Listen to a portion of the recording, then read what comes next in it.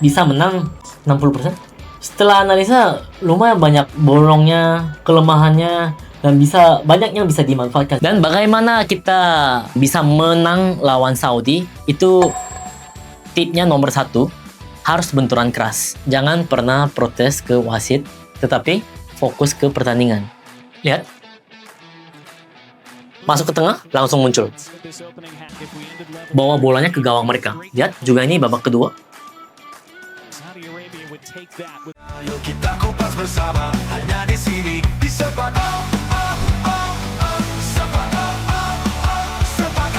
bola kau diomongin. Oke, selamat datang di Sepak Up, bola kok diomongin. Oke guys, kali ini saya akan membahas timnas Arab Saudi yang akan menjadi lawan pertama timnas Indonesia di round 4 kualifikasi Piala Dunia. Kita akan analisa cara bermain dan strategi yang biasa digunakan Arab Saudi agar kita bisa lihat kira-kira mampu nggak sih timnas Indonesia mengalahkan Arab Saudi apa enggak. Kalau saya lihat, pasti bisa sih. Kalau saya lihat ya, kemungkinannya lumayan besar setelah saya analisa tim Arab Saudi seperti apa mainnya. Yuk, langsung aja kita bahas. Oke, jadi kita sebelum mulai analisa pertandingan lawan Arab Saudi, kita mungkin lihat dulu informasi-informasi tentang training camp Saudi Arabia dan Indonesia. Sebenarnya situasinya sangat merugikan Indonesia karena Saudi Arabia bisa mulai training camp itu mulai dari 2 Oktober hari ini ya. Hari ini syuting hari ini tanggal 2 Oktober dan mereka berarti hari ini sampai akan pemulihan tanggal 3, 4, 5, 6 mereka bisa latihan, 7-nya official training dan 8 bisa match. Artinya mereka ada 5 hari buat recovery dan juga mereka bisa latihan selama 5 hari total termasuk official training. Nah, sedangkan kita TC mulai dari 2 Oktober juga sama hari ini, tetapi dengan pemain-pemain bermain di liga lokal.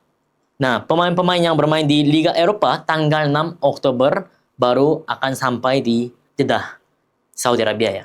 Jadi, 6 begitu sampai recovery, 7 official training, 8 langsung tanding. Artinya kita tidak ada waktu untuk latihan apapun. Nah, apalagi sebelumnya kita lawan Lebanon, dan sebelumnya lagi itu ada lawan Chinese Taipei. Nah, itu kita belum dapat taktik yang matang sepertinya, yang saya lihat ya kemarin. Jadi, sebenarnya ini hal yang sangat dikhawatirkan, tetapi dengan saya analisa selama kemarin 2 hari ini, analisa pertandingan Saudi Arabia dan Saudi Arabia lawan Ceko, Saudi Arabia lawan Meksiko. 2 pertandingan itu, di tengah-tengah itu memang ada lagi pertandingan lawan Makedonia, tetapi karena FIFA rankingnya 63, mungkin masih di bawah, mereka bisa menang pertandingan, tetapi mungkin 2 pertandingan yang saya fokuskan karena 2 tim ini memang lumayan tinggi FIFA rankingnya mereka. Jadi 29 Juni 2025 itu lawan Meksiko. Meksiko pun FIFA ranking 14 dan lawan Ceko di tanggal 9 September 2025 itu FIFA ranking mereka itu 39.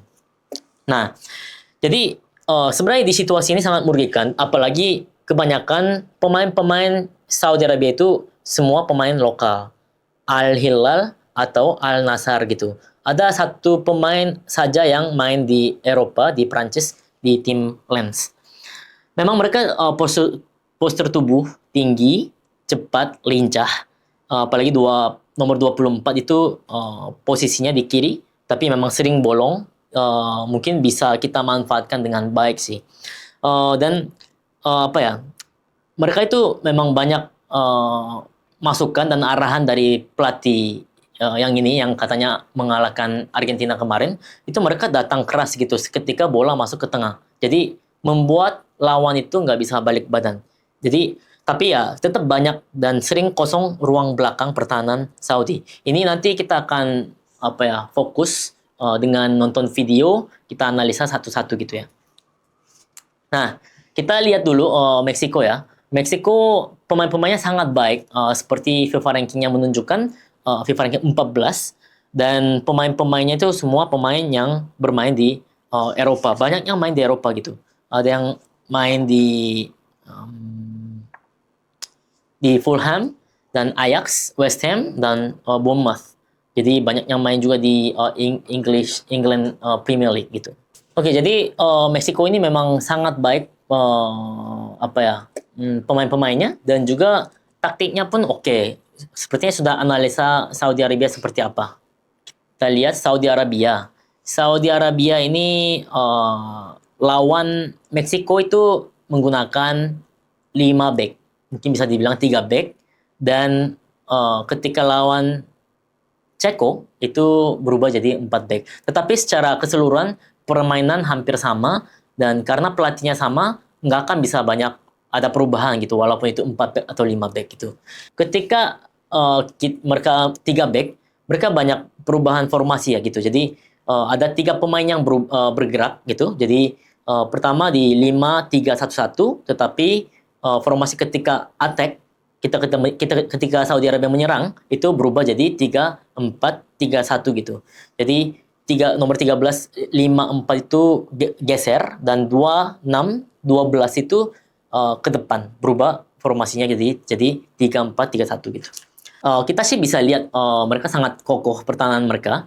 Jadi memang sangat baik taktik dan permainan dari Meksiko, tetapi hanya kemasukan 2 gol itu memang bisa dipuji sih sebenarnya. Jadi ada cross dari lawan, tetapi tetap mereka bisa menjaga two block.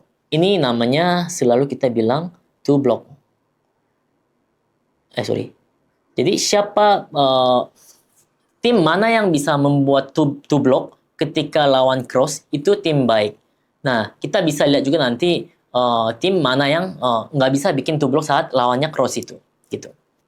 Nah, dan bagaimana kita bisa menang lawan Saudi itu tipnya nomor 1 harus benturan keras. Dan zamannya Coach Shin pun kita sering kali lawan tim-tim Timur Tengah juga banyak gitu. Nah, tim-tim Timur Tengah itu punya irama atau tempo yang unik sebenarnya. Mungkin banyak yang tanya, tempo sama irama itu maksudnya apa sih gitu. Itu kan ada di musik gitu, ada yang bilang begitu. Tetapi di dalam sepak bola pun ada tempo dan irama yang tempo dan irama gitu. Jadi seperti kita bisa bilang Ricky Kambuaya. Ricky Kambuaya kan jarang kehilangan bola, padahal dia banyak dribble ke depan. Kenapa? Karena dia punya tempo dan irama yang berbeda sama pemain-pemain lain, sehingga pemain lawan itu susah ambil atau merebut bolanya Ricky Kambuaya. Nah, kayak gitu. Kita anggap aja berarti ada 10-10-nya itu pemain seperti Ricky Kambuaya gitu. Jadi, bagaimana meruntuhkan irama dan tempo itu harus pakai body. Artinya main body harus keras banget di awal. Jadi di awal 10 menit sampai 15 menit bakal menentukan menang atau kalah itu tergantung main bodinya keras apa enggak sebenarnya. Nah, kita bisa lihat di sini Meksiko, benturan keras itu kayak gini ya. Meksiko dari awal keras terus benturan, Saudi Arabia kesulitan untuk keluar dari pressing Meksiko. Lihat, ini selalu bikin 2 lawan 1 di samping. Ini yang kita harus belajar ya. Jadi jangan dibiarkan 1 lawan 1, tetapi dengan 2 lawan 2 harus benturan keras. Nah, benturan seperti ini akhirnya mereka kehilangan bola dan balansnya pun runtuh. Jadi kehilangan bola dengan kehilangan bola mereka juga akan bingung dan hilang balance mereka, akhirnya akan kesulitan untuk bermain sesuai rencana atau taktik mereka sebenarnya. Nah, sama juga kayak gini ya, benturan keras seperti ini. Nah, ini kan udah bolanya pas miss ya. Ya, bola dia harusnya. Tetapi tetap si striker nomor 9 ini kejar dan main body keras. Jadi memang tergantung wasit, bisa ditiup ini foul atau enggak, tetapi kita tetap harus melakukan ini. Nah, bagaimana benturan keras sehingga kita bisa rebut bola dan akhirnya dia bisa passing sampai menyerang sangat bahaya. Nah, ini yang kita harus kejar ya. Jadi walaupun ada teman kita pas miss, kita harus tetap kejar gitu ya. Jadi walaupun pas miss kita nggak boleh diam, tetapi harus tetap kejar benturan sampai bolanya out gitu. Nah, menurut saya kelemahan Saudi ada di back kiri atau wing back kiri posisinya ya. Jadi nomor 24 yang ini kemarin main 2 kali langsung, lawan Ceko juga iya, lawan Meksiko juga iya. Jadi kemungkinan besar dia akan menjadi pemain inti saat lawan timnas Indonesia. Nah, tetapi 24 ini memang menyerang sangat baik, cepat juga, tetapi saat bertahan, dia tidak ikut bertahan 100%. Nah, lihat. Nomor 24 ini kan bukan defender. Makanya, walaupun lihat ada lawan, dia nggak bisa ikut, nggak mau ikut. Jadi, memang apa ya, pemikirannya memang seperti itu. Penyerang itu maunya menyerang aja daripada bertahan. Misalnya, menyerang 100%. Pasti dong, 100%. Mungkin lebih dari 100% gitu. Tetapi saat bertahan, dia tidak akan 100%. Mungkin 80%. Tidak seperti posisinya defender. Jadi itu yang kita harus lihat dan kita juga harus ingat kembali bahwa kita nggak boleh penyerang-penyerang depan nggak bertahan 100%. Tetap harus kita 100%, tetapi kita bisa lihat nomor 24 ini ada di sini ya. Dan sekarang bola di sini. Nah, 24 ini lihat, tetapi tetap tidak dikejar. Padahal udah lihat berapa kali begini. Dia tidak dikejar. Kenapa? Karena seperti yang saya tadi bilang, kalau defender memang seperti itu. Banyak yang seperti itu. Pemain baik, pemain yang main di EPL seperti itu, tidak seperti ini. Nah, lihat, bola tetap di sini, tapi dia diam aja di sini. Tetap juga masih di sini gitu. Padahal bola udah di sini, sangat bahaya. Ya ini yang kita harus manfaatkan dengan sebaik mungkin ya. Jadi kalau tim kita sedang defend, harus maksimal juga jadi sebagai defender juga. Walaupun dia posisi aslinya striker gitu. Itu yang kita harus kembali ingat juga ya untuk timnas Indonesia gitu. Dan ya memang tim-tim Timur Tengah juga sama, gampang emosian juga. Dan saya lihat nomor 24 ini memang gampang sekali emosian juga. Jadi ini yang kita harus manfaatkan sebaik mungkin juga. Ini sering ada arahan juga sebenarnya di ruang ganti dari pelatih-pelatih waktu zamannya Coach Shin. Jadi ini gampang emosian. Jadi kamu harus ganggu dia terus gitu, walaupun nggak ada bola. Ya itu yang kita harus manfaatkan sebaik mungkin. Lihat ya, sama juga ini umur 24 ya. Kan ada lawan di sini ya. Ada lawan di sini, tetapi posisinya dia harusnya di mana? Harusnya di sini dong. Tetapi dia tetap di belakang sini, nggak mau kejar. Padahal bola udah datang. Ini cek juga nggak lawan masuk. Nah, ini tip kedua, bagaimana kita bisa menang lawan Saudi Arabia itu ini. Cari ruang belakang. Kita lihat behind the space. Ini yang kita harus manfaatkan sebaik mungkin. Lihat, nomor 24, dia lihat pun tetap nggak kejar, hanya cuma lihat bola aja, dan akhirnya bola kemana? Bisa ke depan.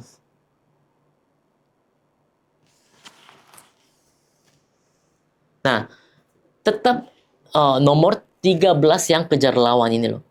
Karena dia memang posisi aslinya defender gitu. Tetapi nomor 24 diam aja di sini. Padahal bola udah ke sini ya. Harusnya maksimal kejar sampai bolanya out gitu. Itu namanya jalur cepat untuk jadi satu tim jadi satu tim gitu. Itu sangat penting untuk menang pertandingan. Nah, ini yang saya tadi bilang ya, gampang emosian itu yang harus dimanfaatkan ya, nomor 24 sama nomor 26. Ini yang saya lihat sering emosian dan gampang kepancing. Ya, manfaatkannya bagaimana? Ganggu terus saat nggak ada bola dan membuat mereka itu kartu kuning. Nah, ini yang kita mungkin harus belajar dari Meksiko juga. Lihat dari center back mau passing ke striker langsung. Mungkin bisa dibilang pemain depan ya, langsung. Nah, tetapi yang lebih penting bukan yang passing sama yang terima passing. Tetapi lebih penting ini. Lihat. Pemain berkelas seperti ini. Dia udah prediksi center back bakal passing ke sini, akhirnya dia bergerak duluan. Si gelandang ini. Lihat gerakannya dia. Bergerak lebih dari pemain Saudi, bola lagi jalan ke sini. Tinggal pemain ini bagaimana? Tuning pass ke sini. Lihat. Nah, ini yang sebenarnya apa ya dibutuhkan untuk timnas Indonesia gitu. Jadi bukan setelah passing baru kita datang untuk bantu, tetapi sebelum di passing kita prediksi. Kita prediksi, berpikir dan bergerak. Itu sangat dasar, hal yang sangat dasar, tetapi sangat susah untuk dilakukan sebenarnya sebagai pemain bola gitu. Nah, tapi ini juga yang harus kita hati-hati ya. Katanya kan memang sekarang ada set piece coach ya, yang baru dari Arsenal. Eh, saya belum, mungkin karena nggak terlalu banyak dapat corner, jadi nggak terlalu kelihatan. Tetapi mereka ada cenderung cepat jalanin gitu. Nah, ini free kick baru foul. Ini pemain Meksiko pada lihat kemana? Pada lihat wasit karena kenapa? Karena protes. Jangan pernah protes ke wasit, tetapi fokus ke pertandingan. Kenapa? Mereka free kick tuh lihat. Ini udah siap-siap. Langsung passing. Oh, habis 3 orang. Dengan sekali passing, dengan sekali free kick, gara-gara 3 orang ini protes ke wasit, jadi 3 orang habis dan ini menjadi momen bahaya gitu. Walaupun ini memang tidak kemasukan gol, tetapi ini sangat membahayakan gitu.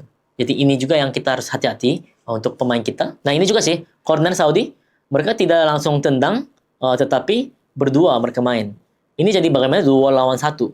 Ini yang kita harus antisipasi juga, bagaimana ini memang kemampuannya dari Coach Patrick dan tim kepelatihannya bagaimana. Harus satu orang ada ditentuin, mau pemain ini atau pemain yang di tengah ini. Harus datang membuat 2 lawan 2. Ini yang benar ya. Kalau 2 lawan 1 seperti ini dibiarkan, akan sangat bahaya, kemungkinan besar akan kemasukan gol. Oke, jadi secara keseluruhan memang Saudi ini bikin bloknya itu high block, sangat di atas. Ini garis terakhir di sini pertahanan Saudi. Berarti di belakang hampir kosong setengah lapangan. Seperti ini ya, kita bisa bilang. Nah, artinya space kosongnya banyak sekali di ruang belakang. Ini yang harus kita manfaatkan sebaik mungkin. Ini yang harus kita latihan terus gitu sampai sebelum tanding dan harus ditanamkan ke otak-otak para pemain gitu. Nah, lihat, tinggal passing sekali, dengan 2 kali passing bisa langsung 1 lawan 1 dengan kiper. Mereka ini kelemahannya ini, tetapi nggak tahu kenapa atau memang gayanya pelatih ini seperti ini. Jadi mereka selalu high block dan kosong terus di belakang ini, sangat luas dan tinggal tendang aja dan siap-siap selalu pemain-pemain depan. Itu aja. Bisa juga mungkin ke sini ya. Bisa juga ke sini, bisa juga switch play. Jadi sangat banyak opsi kalau lawan Saudi Arabia seperti ini. Karena kosong banyak space belakang. Oke, kita lanjut hari ini pakai video biar lebih jelas lagi apa kelemahan lawan Saudi Arabia ini. Dan ada 2 hal yang saya temukan, itu aja kita latihan dengan baik, kemungkinan besar kita bisa menang. Oke, kita bisa lihat ya. Kita pakai video hari ini. Jadi ini judulnya Put Them on the Pressure. Jadi artinya ketika bola masuk ke tengah, mereka bagus sekali untuk datang keras biar lawan nggak bisa balik badan. Kalau lawan nggak bisa balik badan, pasti akan otomatis back pass. Atau bisa kehilangan bola gitu dengan lawan intercept. Nah, itu sangat baik. Semua pemain-pemain belakang Saudi ini. Nah, tetapi begitu juga artinya ada kelemahan. Kelemahannya di mana? Berarti ada di belakang. Nah, itu yang kita harus manfaatkan sebaik mungkin. Coba kita lihat dulu. Pakai video ya kita. Lihat. Masuk ke tengah, langsung muncul. Lihat juga, langsung muncul. Nah, ini cepat banget datang, tetapi juga ini kelemahannya. Ambil sekali. Itu yang harus kita manfaatkan juga. Lihat, datang langsung, bikin lawan bawa bolanya ke gawang mereka. Lihat, juga ini babak kedua.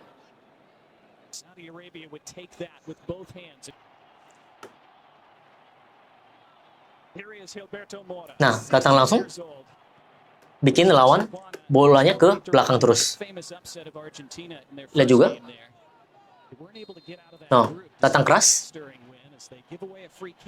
Nah, ini yang kita harus pikirkan baik-baik ya. Ini yang saya ambil beberapa momen memang.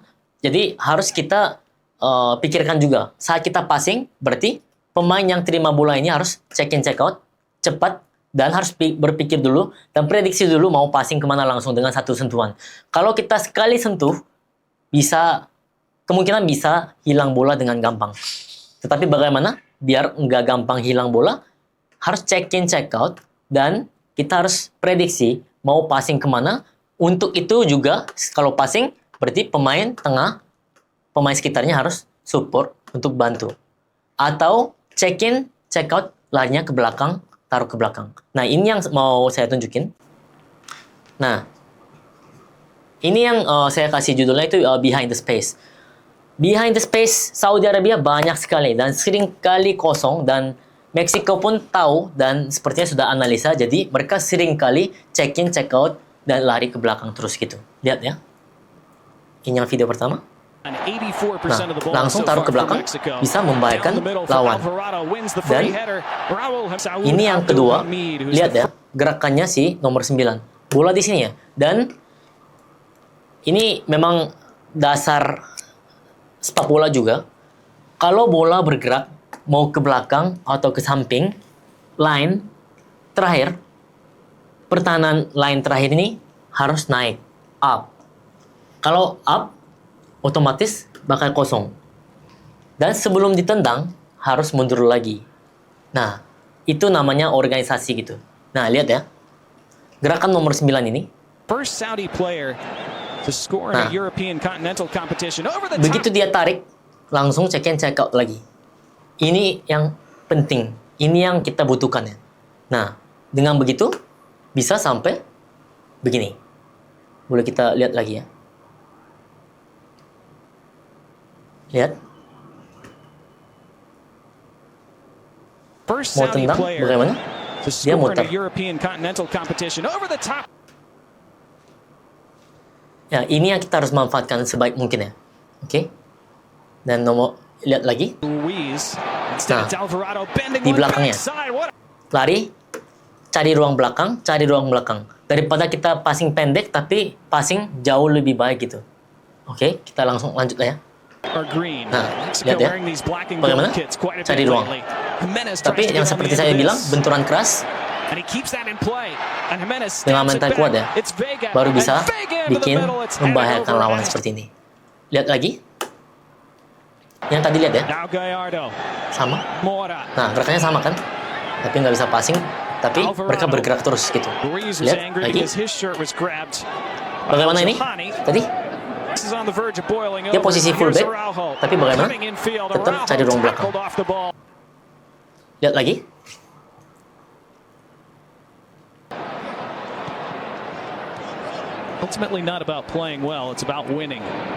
Lihat, lari. Check in, check out. Atau enggak paling chip di sini lebih baik harusnya. Lagi. Cari ruang belakang lagi. Nah, ini yang kita harus manfaatkan sebaik mungkin. Lihat lagi. Lihat. Ini harusnya gol sih. Tapi sayang sekali. Lihat lagi. Ini yang kita harus sebenarnya latihan sih. Bola ke sini. Nggak perlu lihat ini. Ini udah ada perjanjian di antara pemain. Meksiko ini udah latihan. Coba lihat. Lihat nomor 14. Nah, nomor 10 lihat kan? Nah, tanpa lihat langsung tendang ke sini. Harusnya gol, tapi ya sayangnya nggak gol ya. Nah, ini yang kita harus manfaatkan sebaik mungkin ini. Lihat lagi, nomor 10, lari ke belakang. Nah, ini yang cetak gol. Ya, memang sayang sekali ya kiper juga udah tepis, tapi bantuannya ke lawan lagi.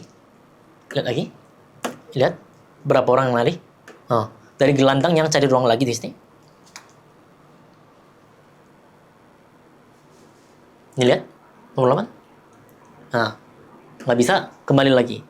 Jadi, untuk pertandingan kali ini, pemain gelandang yang harus capek. Harus capek. Kenapa? Daripada pemain striker yang lari ke sini, ini kelihatan. Tetapi kalau pemain gelandang dari belakang lari, nggak akan kelihatan dan itu yang akan bisa lebih membahayakan. Dan memang cara-cara coaching itu memang selalu begitu dari dulu. Pemain gelandang yang sering cetak gol. Pemain gelandang yang sering cetak gol. Kenapa? Karena coaching pasti akan nyuruh pemain gelandang yang lari ke belakang lawan, bukan striker atau winger. Winger, striker untuk jemput bola. Tetapi yang ini pemain-pemain gelandang yang cari ruang belakang. Itu yang akan bisa membahayakan lawan. Ini yang dipakai sama Meksiko di pertandingan kali ini. Lihat.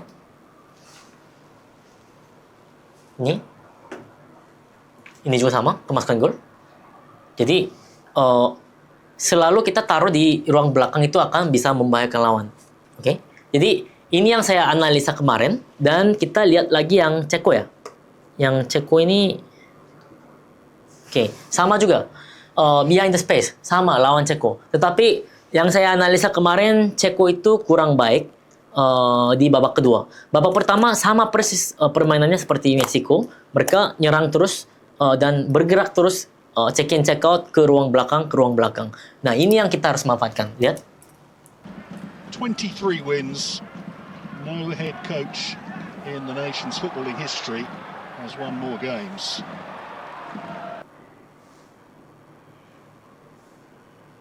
Satu kali udah lari, nggak bisa. Di belakang ada yang lari lagi. Kayak gini ya. Ini yang harus cari ruang belakang. Ini yang kita harus lakukan ya. Lagi, lihat, bukan pemain striker yang lari ya barusan, tapi pemain gelandang yang lari. Lihat, bukan mereka ya, tetapi pemain gelandang yang lari, jadi nggak bisa kejar lawan. Nah, ini yang hampir gol, tetapi nggak bisa cetak gol. Sayang sekali. Dan sama juga, lihat, sekali passing bisa membahayakan lawan gitu. Sama, main body keras kayak gini. Dua itu aja sebenarnya. Behind the space, main body keras. Itu aja. Dua itu aja, pasti kita bisa menang sih pertandingan ini. Nah, lihat lagi. Gelandang lari lagi, tapi nggak bisa, ya nggak apa-apa. Harus ganggu terus begini, dengan gerakan seperti ini, walaupun capek. Nah, lari lagi. Nah, bisa passing segitiga juga gitu.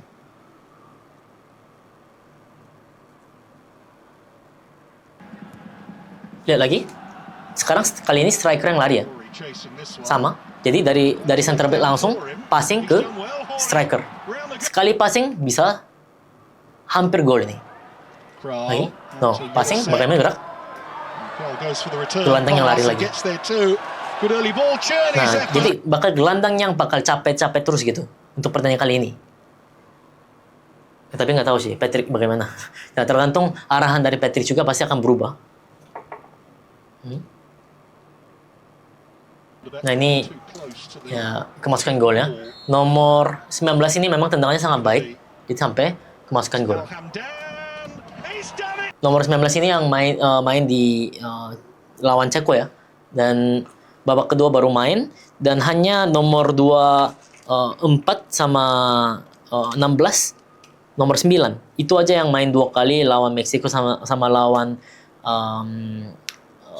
Ceko. Tetapi walaupun ganti pemain, secara keseluruhan hampir sama. Jadi tidak ada berubah karena mereka selalu high block, tetapi kosongin di belakangnya. Mereka suka high pressing enggak, tetapi high block aja. Jadi otomatis akhirnya kosongnya itu di belakang pertahanan lawan. Ya itu ya bagaimana kita manfaatkan di ruang belakang ini. Nggak tahu, memang tergantung pelatih Patrick. Pastinya mereka juga analisa lawan seperti apa, kelemahannya apa. Kalau kita manfaatkan ini, pasti bakal bisa menciptakan banyak peluang-peluang emas gitu kali ini. Tergantung taktiknya Patrick bagaimana, mungkin bisa menentukan kita menang atau tidak. Itu jujur dari hanya pendapat saya aja. Semoga ya timnas Indonesia bisa menggunakan seperti yang saya bicara tadi. Pertama, main body harus keras di awal 10-15 menit. Memang selama pertandingan nggak boleh mental juga lemah. Kedua, kita harus memanfaatkan sebaik mungkin behind the space karena mereka high block. Artinya untuk menggunakan behind the space itu gelandang. Pemain gelandangnya harus banyak lari, itu yang dibutuhkan. Dan ketiga tadi ada pressure-nya mereka bagus. Jadi ketika kita jemput bola sebagai striker ya, jemput bola harus kita tahu lawan bakal pressing keras dan bakal intercept. Jadi pemain-pemain sekitarnya harus support untuk bantu dia, dan juga pemain yang terima itu harus prediksi dan udah tahu mau passing kemana. Nah, sebenarnya tiga hal itu aja kita hati-hati dan kita memanfaatkan sebaik mungkin. Kemungkinan besar kita bisa menang lawan Saudi Arabia sebenarnya. Itu yang saya analisa. Oke, J, kalau lu yakin Indonesia bisa menang, kalau coaching kan kemarin 30%. Bilangnya kalau lu sekarang dengan hasil analisa lu, kira-kira Indonesia harusnya dengan pemain kita yang sekarang bisa berpeluang berapa persen? Kalau dari hasil analisa saya sendiri, karena ini bukan saya yang pegang timnya, jadi nggak tahu juga, bukan coach juga yang pegang. Kalau saya analisa bisa menang 60%. Tinggi ya, J. Setelah analisa lumayan banyak bolongnya, kelemahannya, dan banyak yang bisa dimanfaatkan sebenarnya gitu. Oke, apalagi dengan pemain-pemain kita yang sekarang, menurut lu siapa aja yang harus, tadi kan kata lu gelandang harus siapa ya? Berarti siapa aja nih yang punya kemampuan itu untuk nerobos behind the space-nya Arab Saudi? Nah, behind the space. Nah, sekarang Joey Pelupesi sebenarnya gayanya bukan menyerang banget. Dia biasanya bertahan dan dia jaga di belakang, hanya distribusi bola yang baik gitu. Sebenarnya nggak cocok. Jadi kalau saya lihat sih ya sesuai analisa saya, mungkin dia kurang cocok atau enggak mungkin harus ada arahan dari Coach Patrick atau kalau Tom Haye kemarin bisa kalau dikasih arahan dia bisa lari ke belakang. Dan sayangnya nggak ada Marcelino. Kalau nggak ada Marcelino mungkin sebagai gelandang, bukan winger lagi, tapi dia bisa lakukan seperti itu karena dia memang free man, suka jadi free man di pertandingan selama sama coaching. Dan apa lagi ya? Siapa lagi ya gelandang? Vicky. Ricky Kambuaya. Oh, Ricky Kambuaya juga bagus sih kayaknya. Ricky Kambuaya bisa membuat banyak chance. Tetapi masalahnya cuma satu. Baiklah, gelandang kita lari ke belakang, diciptakan peluang emas kayak gitu. Tetapi lebih masalahnya ketika kehilangan bola, bagaimana? Harus balik cepat. Itu yang harus kita latihan. Menyerang oke, tapi harus balik cepat 10-10-nya cepat. Kalau enggak, Arab Saudi nggak akan biarkan. Pasti bisa kemungkinan kemasukan gol juga gitu gara-gara itu. Jadi memang fokus kita menciptakan peluang emas dengan bergerak dari gelandang sampai ke ruang belakang pertahanan lawan. Tetapi kalau kita kehilangan bola pas miss, kita harus cepat kembali. Itu yang kita harus ingat sih. Oke. Siapa lagi ya? Ada lagi nggak pemain gelandang? Oh, Maklok juga sih sama. Kayak Tom Haye, mirip-mirip sih. Di Bali. Mirip. Dua nama yang lumayan diperdebatkan oleh para netizen Siapa karena faktor umur. Menurut lu gimana? Lili Pali sama. Mark Klok. Kalau Maklok bagusnya memang mobilitas baik dan dia bisa muncul di mana-mana. Itu yang sangat baik, berkontribusi lah gitu di mana-mana gitu. Untuk Lili Pali ya kan seperti ya apa ya saya bilang sebelumnya ya, maksudnya dia pemain baik di Liga 1 tetapi nggak tahu di ajang internasional dan sampai sekarang belum terbukti aja gitu. Nah, apakah Lili Pali dimainkan dan Lili Pali bisa membuktikan dirinya gitu, bisa ikutin tempo dan iramanya pertandingan ajang internasional gitu. Itu sih. Oke, terakhir J, coba dong bikin prediksi skuad timnas nanti ketika melawan Arab Saudi. Mulai dari Jujur ya.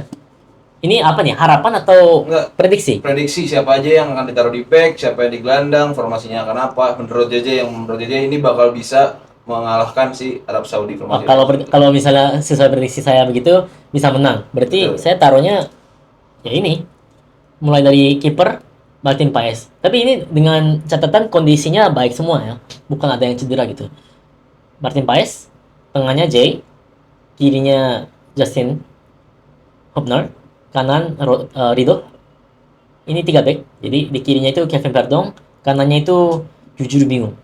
Yakub Sayuri. Tengahnya hmm, tengahnya ini Ivan nggak kepilih ya. Ivan nggak kepilih. Tom Hae sama Diki Kamboya bisa dicoba. Dan depannya itu penting sih. Laknar kepilih kan ya? Laknar sama siapa lagi nih ada pemain? Baru-baru. Oh, si Egi aja Egi. Egi di kanan. Tengah Miliano. Atau enggak ganti oke juga kayaknya. Laknar juga yang tengah dan Miliano yang kiri nggak masalah juga kayaknya. Dan untuk Ole sih sebenarnya nggak memungkinkan untuk dimainin karena dia pemain bagus tapi habis cedera. Jadi kalau cedera libur 1 minggu, dia harus libur 2 minggu, 2 kali lipat. Harus bukan libur doang, tetapi sampai rehab itu perlu 2 minggu. Tapi setelah saya hitung-hitung kemarin itu nggak masuk sebenarnya. Bisa dimainkan, tetapi kurang maksimal. Nah, Coach Patrick, apakah tetap akan mainkan dia yang kurang maksimal atau akankah ganti pemain lain yang bisa menyetarakan dia gitu? Itu sih. Terima kasih sudah nonton Sepak Up.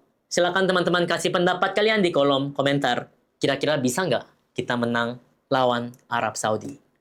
Sampai ketemu lagi di episode selanjutnya. Jangan lupa like, comment, subscribe. Sepak Up. Bola kok diomongin. Bye-bye.